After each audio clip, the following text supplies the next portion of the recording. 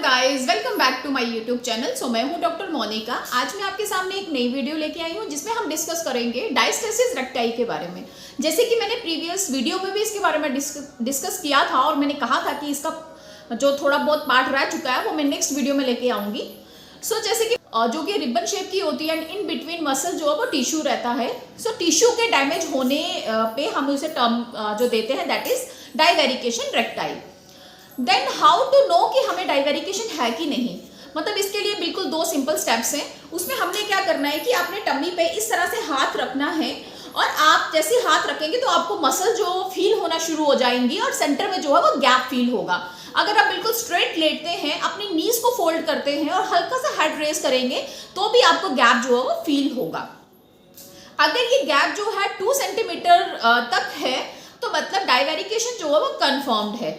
अगर आपको लगता है कि आपकी डाइट बहुत अच्छी है, प्रोटीन रिच डाइट है, आप डेली वर्कआउट कर रहे हैं, एक्सरसाइज कर रहे हैं, अब प्रेगनेंसी में कुछ ध्यान रखने वाली चीजें हैं जैसे कि प्रोटीन एंड रिच डाइट। मतलब प्रोटीन को जैसे आप सबको पता है बिल्डिंग ब्लॉकर कहते हैं। सो प्रोटीन जो होता है ड्यूरिंग प्रेगनेंसी जो है वो फीटस ग्रोथ के लिए भी बहुत ज्यादा इंपॉर्टेंट होता है। सो अगर आप सफिशिएंट अमाउंट में प्रोटीन नहीं लेते हैं, जो आपका प्रोटीन है वो भी आपका बच्चे तक पहुंच जाएगा या फीटस तक जाएगा, तो आपकी मसल जो होती है वो लूज होना शुरू हो जाती है। मसल लॉस नहीं होनी चाहिए। अगर आपको लगता है कि आप सफिशिएंट अमाउंट में प्रोटीन ले रहे हैं तो बहुत बढ़िया है। अगर आप सफिशिएंट अमाउंट में प्रोटीन नहीं ले रहे हैं तो आपको और आपके बच्चे को भी इसका बहुत ज्यादा नुकसान हो सकता है। So protein and rich diet लेना जो है वो बहुत जरूरी है और इससे आप ये डायस्टेसिस रेक्टाई से भी बच सकते हैं। उसके बाद सेकंड है रेस्ट। मतलब ड्यूरिंग प्रेगनेंसी रेस्ट करना बहुत जरूरी है, बट बेड रेस्ट जो करना सही नहीं है। अगर आप ड्यूरिंग प्रेगनेंसी बेड रेस्ट ज्यादा करते हैं तो उससे बच्चे को भी नुकसान हो सकता है और एबॉर्शन हो सकता है।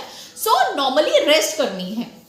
उसके अलावा आपको रेगुलर एक्सरसाइज करना जो होता है वो बहुत ही जरूरी है ड्यूरिंग प्रेगनेंसी, अगर आप चाहते हैं रेक्टाइस से बचना चाहते हैं। अगर आप रेगुलर एक्सरसाइज करेंगे, प्रॉपर रेस्ट करेंगे, प्रॉपर डाइट लेंगे तो उससे आपकी मसल्स जो होती है वो प्रॉपर बिल्ड होंगी, बच्चे तक जो ब्लड सप्लाई है वो प्रॉपर जाएगा, नॉर्मल डिलीवरी के चांसेस जो होते हैं वो बढ़ जाते हैं, प्लस माँ और बच्चा जो है वो दोनों हेल्दी रहता है। वॉक करना, एब्डोमिनल मसल एक्सरसाइज करना जो बहुत ज़रूरी है। उसके अलावा कंट्रोल्ड वेट गेन, मतलब normally 11 to 12 kg weight gain होना ड्यूरिंग प्रेगनेंसी जो है वो नॉर्मल है, बट इससे ज़्यादा वेट जो है वो गेन नहीं होना चाहिए। उसके अलावा ड्यूरिंग प्रेगनेंसी अवॉइड स्ट्रेन, आपको स्ट्रेस नहीं लेना है, बिल्कुल स्ट्रेन नहीं लेना है।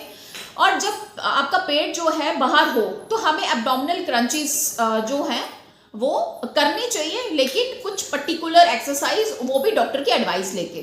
कुछ लोग क्या समझते हैं कि मतलब हमारा वेट जो है बहुत ज़्यादा गेन हो गया, हमें कैलोरीज जो है वो लूज मतलब बर्न करनी है, डाइटिंग करनी है, और वो डाइटिंग करने के चक्कर में क्या होता है कि इनबैलेंस न्यूट्रिशन हो जाती है, उनके शरीर में न्यूट्रिशन की डेफिशिएंसी हो जाती है।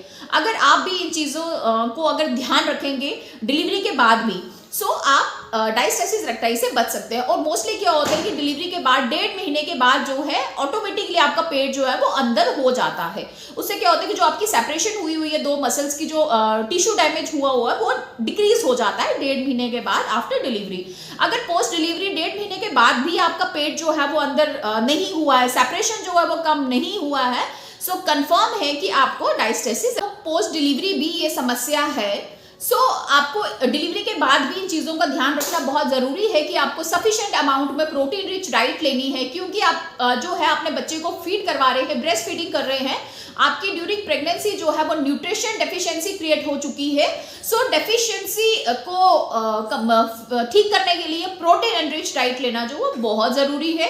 रेस्ट करनी है बट बेड रेस्ट नहीं। उसके अलावा एक्सरसाइज करना भी बहुत जरूरी है आफ्टर डिलीवरी में, पोस्ट डिलीवरी भी। अगर आपकी नॉर्मल डिलीवरी हुई है तो फर्स्ट 6 वीक्स जो है आप एक्सरसाइज कर सकते हैं, और अगर आपका सिजेरियन हुआ है, सी सेक्शन हुआ है, तो फर्स्ट 2 मंथ्स तक तो है आप इसको अवॉइड करके उसके बाद जो है अपना प्रॉपर एक्सरसाइज वगैरह जो है वो कर सकते हैं।